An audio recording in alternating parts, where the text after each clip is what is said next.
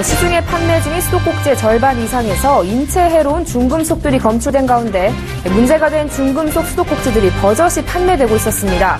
정부의 부실한 사후 조치 탓에 적발된 제조업체들이 중금속 수도꼭지를 별 제약 없이 유통시키고 있는 실정입니다.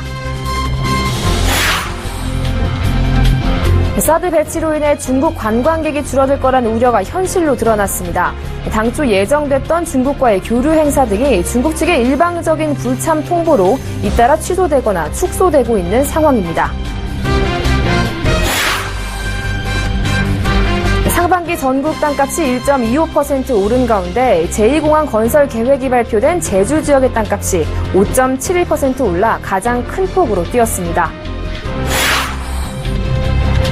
은행들 간 멤버십 고객 유치 경쟁이 달아오르면서 상품 가입 고객에게 포인트를 제공하는 등 다양한 마케팅이 등장하고 있습니다. 이를 잘 활용하면 연 3%대 적금 금리도 받을 수 있습니다.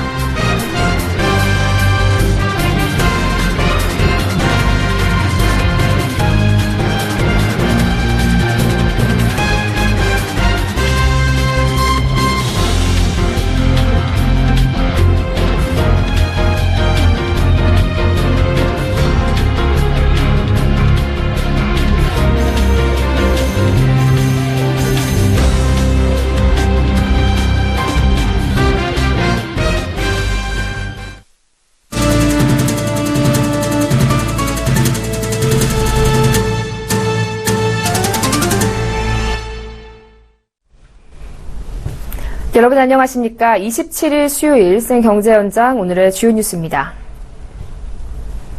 어제 보도해드린 대로 시중에 시판된 절반 이상의 수도꼭지에서 납과 포르말데히드 등 인체에 유해한 중금속들이 검출돼 환경부가 KC 인증을 취소하고 판매를 중지시켰습니다. 그러나 이런 중금속 수도꼭지들은 지금도 여전히 판매되고 있어 국민들의 건강을 위협하고 있는 실정입니다. 관련 리콜 규정도 없어서 규제 강화가 시급해 보입니다. 이보경 기자가 취재했습니다. 수도꼭지 40개 중 25개 제품에서 납, 페놀, 포르말데히드 등 중금속이 검출된 가운데 문제가 된 중금속 수도꼭지들이 버젓이 시중에서 유통되고 있습니다. 실제로 이번에 수도꼭지에서 기준치를 초과하는 납이 검출된 한 제조사는 납 수도꼭지를 그대로 판매하고 있었습니다. 벽붙이, 레버식, 온냉수 혼합꼭지 판매하나요? 네, 판매합니다. 중금속 수도꼭지를 공급받아 팔고 있는 유통상들은 중금속이 기준치 이상으로 나왔다는 조사 결과도 통보받지 못했고 아무런 시정 조치도 알지 못한다고 말합니다. 어디 메이커든지 이렇게 얘기를 좀 해주면 그거를 제외하고 판다든지 뭐 이런 건데 저희도 알아야지 소비자분들한테 얘기하고. 환경부는 이번에 적발한 중금속 수도꼭지들을 불량 제품으로 규정하고 과태료 처분을 내리는 동시에 판매 중지 조치를 취했습니다. 그러나 제조사는 물론 유통상들은 환경부의 조치를 아랑곳하지 않고 그대로 중금속 수도꼭지를 팔고 있는 상황입니다. 환경부의 조치는 있으나 마나한 셈입니다. 환경부가 불량 수도꼭지에 대해 수거 권고는 내릴 수 있지만 권고는 말 그대로 권고일 뿐 법적인 강제가 없어 리콜하거나 판매를 중단할 이유가 없는 것입니다. 회수 같은 경우에도 좀 검토를 해봐야 되는 사항입니다. 일단은 자진 수거를 하라고 얘기는 해놨었고요. 정부의 솜방망이 단속과 무사한 일 행정이 이어지고 있는 사이 국민들은 오늘도 중금속 수도꼭지에 무방비로 노출되고 있습니다. 서울경제TV 이보경입니다. 사드 배치 결정 이후 중국 관광객이 줄 거란 우려가 현실로 드러났습니다. 당초 예정돼 있던 행사를 취소하는 등 예전과 다른 모습에 국내 관광업계는 우려의 목소리를 키우고 있습니다. 박미라 기자가 보도합니다. 오늘부터 31일까지 열리는 대구 치맥 페스티벌. 당초 중국 칭다오시는 예술단을 포함해 총 19명이 방문할 예정이었습니다. 하지만 행사 시작 5일 전인 지난 22일 칭다오시는 공무원들을 제외한 민간인들만 참석하겠다는 입장을 최종 전달했습니다. 시기적으로 좋지 않다는 것이 방문 취소 이유였습니다. 강원도 역시 상황은 마찬가지입니다. 오는 8월 7일부터 7박 8일 일정으로 평창 동계올림픽 등 관광 명소를 소개할 목적으로 중국의 파워블로거로 초청하는 사업이 진행될 예정이었습니다. 현재는 방문을 약속한 중국 블로거들이 행사를 무기한 연기하자고 밝혀 행사가 무산된 상태입니다. 강원도 관계자는 중국 블로거가 뚜렷한 이유는 밝히지 않았지만 사드 배치로 인한 후폭풍의 가능성도 배제할 수 없다고 말했습니다. 이처럼 최근 자치단체들이 추진하던 중국과의 교류 행사 등이 중국 측의 일방적인 불참 통보로 잇따라 취소되거나 축소되고 있는 상황입니다. 중국 측 인사들은 그 이유에 대해 명확한 입장을 밝히지 않고 있으나 사드 한반도 배치에 따른 한중 관계 변화에 영향을 받은 것으로 보입니다. 사드 배치로 인한 중국 정부의 반발로 중국인 관광객이 줄어들 거란 우려가 현실로 나타나자 당장 면세점 업계가 긴장하고 있습니다. 중국인 관광객이 전체 관광객의 70% 이상을 차지하는 국내 면세점은 중국의 경제 보복으로 관광객이 줄 경우 매출 타격이 불가피하기 때문입니다. 서울경제TV 박미라입니다. 국토교통부에 따르면 상반기 전국 땅값은 1.25% 소폭 상승했습니다. 특히 제주 지역의 땅값이 5.71%로 가장 큰 폭으로 뛰었습니다. 제주 서귀포시와 제주시는 땅값이 각각 6.08%와 5.49% 올라 상승률로 따졌을 때 시, 군, 구 가운데 1위와 2위였습니다. 작년 11월 발표된 제주 제2공항 후보지 주변으로 투자 수요가 몰렸기 때문입니다. 이어서 세종 2.1%, 대구 2%, 부산 1.92% 등의 땅값 상승률이 높았습니다. 반면 조선업이 중심 산업인 울산 동구와 경남 거제시 땅값만 각각 0.28%, 0.19% 떨어졌습니다. 조선업이 침체하면서 부동산 수요가 줄었기 때문으로 국토부는 분석했습니다. 한편 상반기 토지 거래량은 140만 7천여 필지로 상반기 기준으로 최고치를 기록했던 작년 상반기보다는 8.1% 감소했습니다. 국토부는 주택 거래량이 줄자 토지 거래량도 감소한 것으로 분석했습니다. 애플 등 스마트폰 제조사들이 신형 스마트폰에 OLED 디스플레이를 적용하는 것에 맞춰 LG 디스플레이가 2조 원 규모의 중소형 OLED 투자를 단행합니다. 그동안 중소형 OLED의 경우 삼성 디스플레이에 뒤처져 있던 LG 디스플레이가 이번 투자를 통해 1위를 차지하고 있는 대형 OLED에 이어서 중소형 OLED 역시 선두 업체로 부상하려는 전략으로 보입니다. 앵커 리포트입니다. LG 디스플레이가 중소형 OLED 생산 시설을 짓기 위해 약 2조 원을 투자합니다. LG 디스플레이는 현재 LCD와 대형 OLED를 생산하는 파주 사업장 내 P9 공장에 중소형 OLED를 생산하는 라인을 추가로 구축할 계획입니다. 설비 증설 공사는 올해 3분기부터 2018년 3분기까지 진행될 예정으로 6세대 플라스틱 OLED 월 15,000장을 생산할 수 있는 규모입니다. 중소형 OLED는 스마트폰과 스마트워치 등 소형 스마트 기기에 쓰이는 디스플레이 패널입니다. 특히 플라스틱 OLED, 즉 POLED는 유연하고 가공하기에 좋아 삼성전자의 갤럭시 S7 엣지처럼 모서리를 둥글게 하는 것은 물론 돌돌 말거나 종이처럼 접는 플렉서블 디스플레이를 만들 수 있습니다. LG 디스플레이는 대형 OLED는 일찌감치 투자에 나섰지만 주요 스마트폰 고객사들이 LCD 패널을 쓰다 보니 중소형 패널의 경우 LCD를 주력 제품으로 생산해 왔습니다. 하지만 최근 중소형 OLED, 특히 플렉서블 OLED의 수요 급증이 예상되는 만큼 과감한 투자를 결정한 것입니다. 국내외 세트 업체들도 OLED 스마트폰에 대한 관심이 높아지고 있는 상황 속에서 선제적 대응을 통해 경쟁력 확보를 위해 대규모 투자를 진행하게 된 것입니다. LG 디스플레이는 이미 경북 구미 사업장에 6세대 POLED 생산 라인을 짓고 있어 이 파주 생산 라인까지 완공되면 모두 3만 장 규모의 6세대 OLED 생산 능력을 갖추게 될 것으로 기대됩니다. 한편 LG 디스플레이는 오늘 매출 5조 8,551억 원, 영업이익 444억 원의 2분기 실적을 발표했습니다. 서울경제TV 정한입니다. 통합 멤버십 서비스를 내놓은 은행들 간의 고객 유치 경쟁이 뜨겁습니다. 이 서비스는 거래 실적 등에 따라 현금처럼 사용할 수 있는 은행의 포인트를 가입 고객에게 제공하는 식인데요.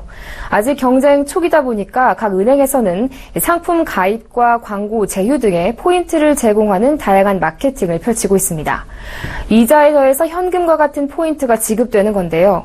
이를 잘 활용하면 요즘 같은 저금리 상황에서 연 3%대 이자 효과를 얻을 수 있습니다. 보도에 정은규 기자입니다.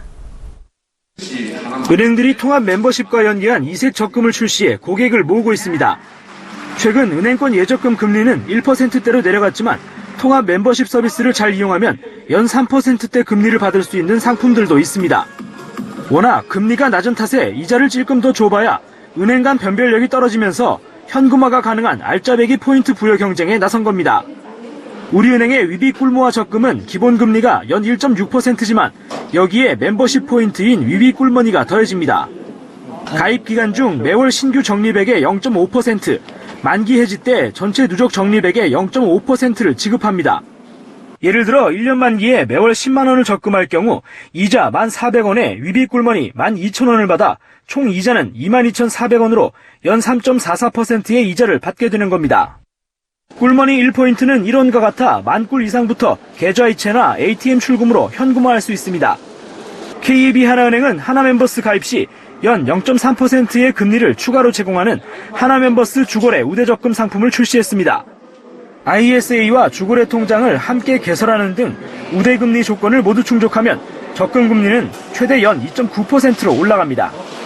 또 계열사인 하나저축은행의 하나플러스 보통예금에 가입하면 매달 이자와 함께 최대 하나머니 150포인트를 받을 수 있습니다. 판클럽을 내놓은 신한은행은 신규 가입에 포인트를 내걸었습니다.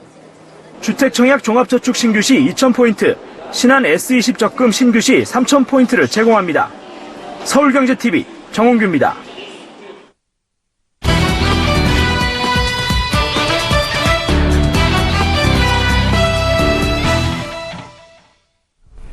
네, 지난해 3월 제정된 후 우리 사회에 뜨거운 찬반 논쟁을 불러일으킨 김영란법의 운명이 하루 앞으로 다가왔습니다. 헌법재판소의 헌법 소원에 대한 선고를 앞둔 김영란법의 쟁점과 운명에 대해서 김혜영 기자와 알아보겠습니다. 안녕하세요. 안녕하세요. 네, 본격적으로 쟁점을 확인하기 전에요. 이 부정청탁과 금품수수 금지에 관한 법이죠. 김영란법에 대해서 살펴볼까요? 네, 이 김영란법은 지난해 3월 국회 문턱을 넘었습니다. 이 김영란법의 취지는 공직자의 부당한 금품 청구를 막겠다라는 것인데요. 이 법의 적용 대상을 보면 입법이 되는 과정에서 국회의원은 빠지게 됐고요. 공직자, 공기업 직원, 교직원에 더해 사립학교 교직원과 언론인이 추가됐습니다. 적용 대상자들은 직무와 관련해 100만 원 이하의 금품을 수수할 경우 가액의 2배에서 5배까지에 해당되는 과태료를 물게 되고요.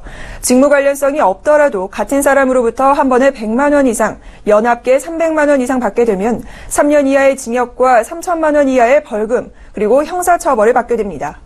지금까지는 뇌물죄는 형법상 직무 관련성 외에 대가성이 있어야 했지만 김영란법은 대가성이 없어도 처벌할 수 있다는 것이 특징인데요. 허용되는 금품의 상한선도 정해졌습니다. 식사 대접은 3만 원, 선물은 5만 원, 경조사비는 10만 원입니다. 네, 이 김영란법을 두고서 실익 논란이 끊이질 않고 있는데요. 각계의 반응은 어떻습니까? 네, 실제 규제의 대상이 된 사립학교의 교원과 언론인의 경우 이 민간 영역에 관한 과도한 규제 아니냐며 반발을 하고 있고요. 특히 경제업계 같은 경우에는 가뜩이나 어려운 경제가 더 활력을 잃게 되는 것 아니냐며 우려하고 있습니다. 기획재정부는 하반기 우리 경제의 제약 요인 중 하나로 김영란법을 지목하기도 했는데요. 실생활에 어떻게 적용되는지 보면 허용되는 금품 상한선 중 선물의 경우 5만 원 한도인데 이 안에서 사실상 국산 농축수산물로 선물 세트를 구성하기가 쉽지가 않습니다. 예를 들어 한우 등심 1kg의 평균 가격은 8만 원 안팎입니다.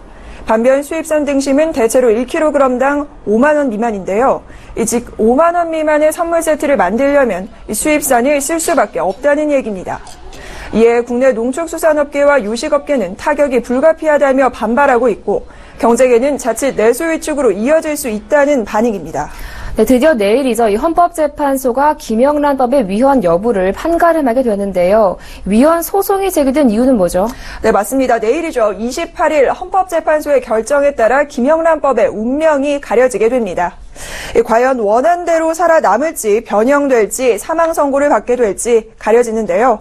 이 헌법소원이 제기된 지 1년 4개월 만입니다. 실제 김영란법이 국회를 통과하자마자 여러 단체가 헌법소원을 제기했습니다. 변호사협회, 기자협회, 사립학교 등 4곳인데요. 김영란법의 적용 범위가 너무 넓고 부정청탁의 개념 등이 모호해 위헌 소지가 있다는 주장입니다. 헌법재판소에서는 이 사건들을 모아 심리를 했고 내일 위헌 여부를 선고할 예정입니다. 네, 그렇다면 이 헌법재판소는 이른바 김영란법을 두고서 어떤 것을 쟁점으로 위헌 여부를 가리는 거죠? 이 논란이 중심이 되고 있는 김영란법의 가장 주요한 쟁점은 크게 4가지로 나눠볼 수 있습니다. 우선 민간인인 언론인과 사립학교 교원을 공직자와 같은 기준으로 규제하는 게 맞는가 하는 여부인데요. 합헌을 주장하는 쪽은 언론과 교육계는 공공성을 띠고 있어 별다른 문제가 없다라는 입장입니다. 반면 위헌을 주장하는 쪽은 민간인에 대한 과도한 규제로 언론의 자유침해 등 더 큰 부작용이 생길 수 있다고 우려하고 있습니다. 또한 배우자가 금품을 수수한 경우 이를 신고하도록 한 조항도 주요 심판의 대상입니다. 청구인들은 이 조항을 연좌제 금지와 형벌의 자기책임 원리에 어긋난다고 주장하고 양심의 자유를 침해한다고 지적하고 있습니다. 권익인인 배우자 신고 의무는 사과나 사죄를 강요하는 것이 아니어서 양심의 자유 보호 영역에 해당되지 않는다고 반박해 양측의 주장이 첨예하게 맞서고 있습니다.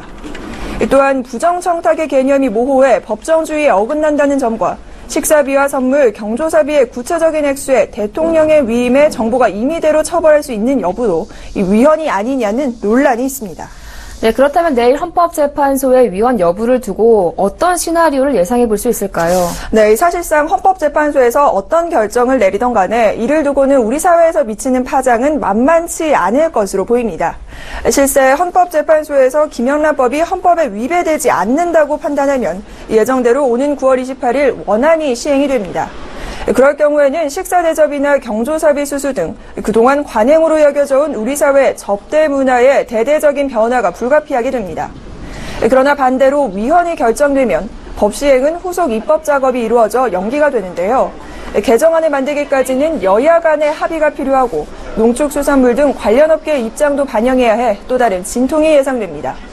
마지막으로 헌재가 인용 결정을 할 수도 있습니다.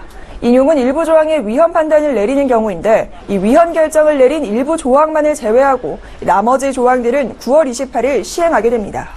네, 내일 심리 결과 발표를 앞두고 제정 이후부터 내내 뜨거운 감자였죠. 이 김영란법 관련 쟁점을 짚어봤습니다. 또 위헌 여부 등 결과는 내일 이어서 전해드리겠습니다. 지금까지 보도 김혜영 기자와 함께했습니다. 오늘 말씀 잘 들었습니다. 고맙습니다.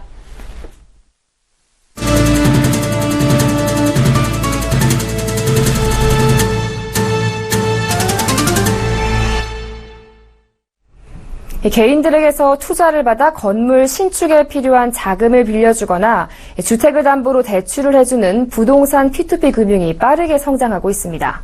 최근에는 부동산 P2P 업체가 P2P 금융업계의 누적 대출액 1위를 기록하기도 했는데요. 은행권보다 대출 문턱이 낮고 대출에 걸리는 시간이 짧다는 점이 인기 요인으로 분석됩니다. 김성훈 기자가 보도합니다. 부동산 P2P 업체 테라펀딩은 최근 서비스 시작 1년 7개월 만에 업계 최초로 누적 대출액 300억 원을 돌파하며 P2P 업계 전체 1위에 올랐습니다. 현재까지 테라펀딩을 통해 진행된 누적 대출 건수는 66건이며 누적 투자 건수는 5,078건, 재투자 비율은 53.9%에 달합니다. 또 다른 부동산 P2P 업체 투게더도 지난 2015년 9월 서비스 런칭 이후 10개월 만에 누적 대출 금액 200억 원을 돌파하는 성과를 이루었습니다. 지난 4월에는 부동산 P2P 업체 루프펀딩이 아파트 3천여 가구를 건설하는 대형 프로젝트 파이낸싱 사업에 브릿지론, 일명 임시자금 대출을 중개해 모금에 성공했습니다. 부동산 P2P 금융업체들이 이처럼 단기간에 눈에 띄는 성과를 거둔 이유는 기존 은행권의 대출 조건을 완화하고 대출 소요 시간을 대폭 단축했기 때문입니다. 현재 은행권에서 건물 신축 관련 PF 대출을 받기 위해서는 건축업체가 시공 비용의 20% 이상을 자본으로 가져야 하는 자기자본 비율 기준을 맞춰야 하고 대출 신청 이후 실제 자금을 조달하기까지는 한 달 이상 시일이 걸립니다. 하지만 부동산 P2P 대출의 경우 자기자본 비율이 15% 수준만 되면 대출이 가능하고 신청 후 7에서 10일이면 대출금을 수령할 수 있습니다.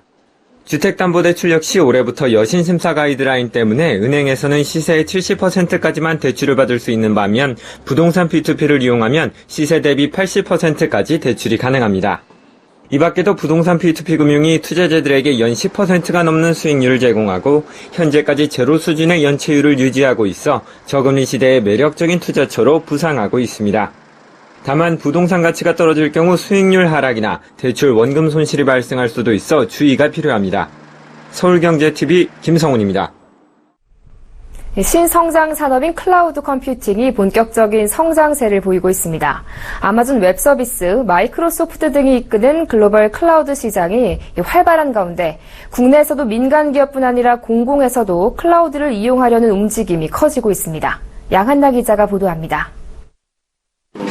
사물 인터넷과 빅데이터, 모바일 등 ICT 산업이 성장하는 가운데 최근에는 클라우드 컴퓨팅 시장 성장세가 두드러지고 있습니다. 미래부에 따르면 국내 클라우드 시장은 2014년 5,239억 원에서 지난해 7,644억 원 규모로 성장했습니다. 매해 평균 20% 수준의 빠른 성장률입니다. 클라우드 시장에 진출한 국내 기업은 2014년 258곳에서 작년 353곳으로 36.8% 늘었습니다. 서비스를 이용하는 기업 수도 2014년 44.5%의 성장률을 보였습니다. 클라우드 컴퓨팅은 데이터 저장부터 소프트웨어 설치 등 IT 관련 업무를 인터넷상에 구축된 서버를 통해 처리해주는 서비스입니다. 사용자는 시간과 장소에 구애받지 않고 클라우드를 이용할 수 있고 시스템 유지나 관리 비용 등을 절감할 수 있는 장점이 있습니다. 이에 개인과 민간 기업뿐 아니라 공공에서도 클라우드 서비스를 본격 이용하는 추세입니다. 미래창조과학부는 국가사회 ICT 인프라를 클라우드로 전환할 계획을 내놨고 민간에서는 특히 스타트업들 사이에서 클라우드가 큰 인기를 얻고 있습니다. 서버를 구입하고 운영하는 비용도 효율적이고요. 두 번째로는 네트워크 엔지니어가 원래 필요해요. 저희 같은 스타트업들이 인력을 채용하기도 어렵기 때문에 클라우드 서버를 쓰면 이미 다 최적화가 되어 있는 상태에서 제공을 하거든요. 글로벌 IT 공룡들도 발빠르게 국내 클라우드 시장에 진입하고 있습니다. 세계 클라우드 시장의 30%를 차지하고 있는 아마존 웹 서비스가 지난 1월 서울에 데이터 센터를 설립한 데 이어 마이크로소프트는 내년까지 서울과 부산에 데이터 센터 2곳을 세웁니다. 글로벌 기업들은 국내 민간 기업뿐 아니라 공공기관에까지 손을 뻗고 있어 국내 클라우드 시장의 경쟁은 더욱 치열해질 것으로 예상됩니다. 서울경제TV 양한나입니다. 용인 미분양의 주범으로 불리는 6,800세대의 용인 한숲시티 일부 세대에 1,000만 원이 넘는 분양권 프리미엄이 붙어서 거래되고 있습니다. 어떤 이유일까요? 정창신 기자가 알아봤습니다. 대림산업이 용인시 처인구 남사면에 짓는 6,800세대 규모 용인 한숲시티. 이 단지는 분양 당시부터 교통불편과 편의시설 부족 등이 예상돼 주택 수요자들의 외면을 받았습니다. 업계에 따르면 지난 2015년 말 분양 이후 현재까지 75%가량 계약이 이루어졌습니다. 6,800가구 중 6,725가구가 일반 분양됐는데 미분양이 1,682가구인 셈입니다. 6월 기준 용인 전체 미분양의 31.7%에 달하는 수치입니다. 1,600여 가구의 미분양이 발생했는데도 최근 분양권 웃돈이부터 거래가 이루어지고 있습니다. 실제로 국토교통부 분양권 실거래가를 분석해보니 지난 5월 전매 제한 해제 후 오늘까지 90건의 거래가 이루어졌습니다. 5블록 전용 84제곱미터의 경우 2억 7,850만 원에 거래됐는데 분양가 2억 7,500만 원과 비교해 웃돈이 350만 원 붙은 겁니다. 대규모 단지 같은 경우는 블럭이나 어떤 동후 라인에 따라서 조망권이라든지 이런 장점이 붙은 라인들이 간혹 있습니다. 그래서 실제로 미분양이 있다고 하더라도 같은 단지 내에서는 프리미엄이 붙는 사례들도 간혹 나오고 있습니다. 이 단지 인근 공인중개업소에 따르면 학교와 거리가 먼 2블럭보다는 호수와 편의시설 등이 가까운 5, 6블럭에 웃돈이 붙었다는 설명입니다. 5블럭, 6블럭이 근처에 스포츠센터, 호수, 초등학교 이런 것들이 이제 근접하기 때문에 지금 거기가 제일 좋아요. 호수 쪽 라인은 1,000에서 1,500. 실제 6블럭 전용 59제곱미터의 경우 2억 600만 원의 분양권 시세가 형성돼 있습니다. 분양가 1억 9,560만 원과 비교하면 1,000만 원이 넘는 웃돈이 붙은 셈입니다. 대규모 아파트의 경우 같은 단지 내에서도 입지에 따라 가치가 다르게 평가되면서 한쪽에서는 여전히 미분양이 남아있는 가운데 일부 세대는 분양권 프리미엄이 붙는 단지 내 양극화 현상이 벌어지고 있습니다. 서울경제TV 정창신입니다. 분양시장에서 전통적인 비수기로 꼽히는 8월에 3만 가구가 넘는 신규 분양 물량이 쏟아질 전망입니다. 부동산 114에 따르면 8월 전국에서 3만 2,289가구가 분양될 예정입니다. 이는 예년 3년 평균 2만 1,297가구보다 1,992가구 많은 물량입니다. 지역별로 수도권은 18,493가구, 지방은 13,796가구가 공급될 예정입니다. 업계에선 8월 분양시장은 서울 재개발과 재건축 분양과 경기 동탄 2신도시, 대구 수성구를 중심으로 청약자의 눈길을 끌 것으로 예상됩니다. 실제 올해 들어 이들 지역의 청약 경쟁률을 보면 서울은 강남에서 5월 50대 1, 강북에서 7월 89.5대 1의 높은 청약 경쟁률을 보였습니다. 이외 경기 동탄 2신도시가 6월 17.8대 1, 7월 3.8대 1, 대구 수성구는 6월 48.5대 1의 청약 경쟁률을 각각 기록하며 1순위에서 청약 접수가 마감됐습니다. 정부가 부동산 금융 규제를 완화한 이후 주택담보 인정 비율이 60%를 넘는 대출이 대폭 늘어난 것으로 나타났습니다. 국회 정무위원회 소속 박용진 의원실에 따르면 LTV가 60%를 초과하는 대출 잔액은 2014년 9월 말 70조 4천억 원에서 올해 3월 말 133조 6천억 원으로 63조 2천억 원 늘었습니다. LTV 60% 초과 대출이 전체 주택담보대출에서 차지하는 비중은 같은 기간 21.1%에서 35.1%로 껑충 뛰었습니다. LTV란 주택을 담보로 대출받을 때 적용하는 담보가치 대비 대출 한도를 의미합니다. LTV 50% 초과 60% 이하 구간은 잔액이 129조 9천억 원에서 101조 3천억 원으로 대출 잔액이 오히려 28조 6천억 원 줄었습니다. 이 구간이 차지하는 비중도 38.9%에서 26.6%로 하락했습니다. 집을 담보로 집값의 절반 정도를 은행에서 빌렸던 기존 대출자들이 LTV 규제가 완화돼 늘어난 한도만큼 대출금을 늘린 것으로 추정됩니다. 정부는 LTV와 DTI 규제 완화를 1년간 한시로 적용할 예정이었으나 부동산 경기 악영향 등을 고려해 작년에 이어 올해도 1년간 효력을 연장하기로 했습니다. 한국은행에 따르면 7월 소비자 심리지수는 101로 6월보다 2포인트 오르며 4월 이후 3개월 만에 가장 높은 수준을 보였습니다. 2018년부터는 서울뿐만 아니라 인천과 경기에 2004년 6월 이전 등록된 노후 경유차는 모두 수도권 전체를 다닐 수 없게 됩니다. 한국감정원이 2분기 상업용 부동산 임대 동향을 조사한 결과 오피스 임대가격 지수는 99.87로 1분기 99.92에 비해 하락한 반면 중대형 상가 임대가격 지수는 100.2에서 100.3으로 0.1포인트 올랐습니다. 여행자가 유럽연합 국가에서 물건을 사올 때 한EU 자유무역 협정 혜택을 받을 수 있는 절차가 간소화됩니다. 넷산 경제 현장 여기서 마칩니다. 시청해주신 여러분 고맙습니다.